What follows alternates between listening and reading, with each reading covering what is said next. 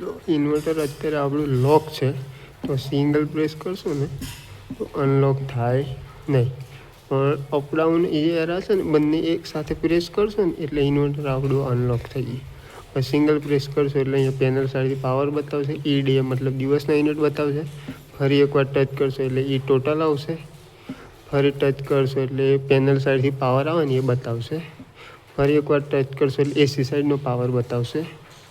ફરી એકવાર ટચ કરશો એટલે ફ્રિકવન્સી આવશે, ટેમ્પરેચર કેટલું છે ઇન્વર્ટરનું એ આવશે. ફરી એકવાર કરશો એટલે ટાઈમ ને બધું આવશે.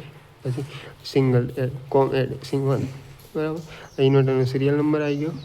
ફરી ટચ કરશો એટલે અપડેટ આવશે. પછી press to key the set parameter, કંઈક સેટ કરવું હોય તો 2 પેરામીટર હંગાથી દબાવવાના, બરાબર. એ રીતે પછી બેક જશું એટલે પાછું ત્યાં આવી જશે, બરાબર. પછી અહીંયા રેડ લાઇટ આવે અહીંયા એટલે ઇન્વર્ટરમાં કંઈક પ્રોબ્લેમ હોય. આ બાજુ ગ્રીન લાઇટ આવશે, ઇન્વર્ટર આપણું નોર્મલી ચાલુ હશે. Okay, thank you.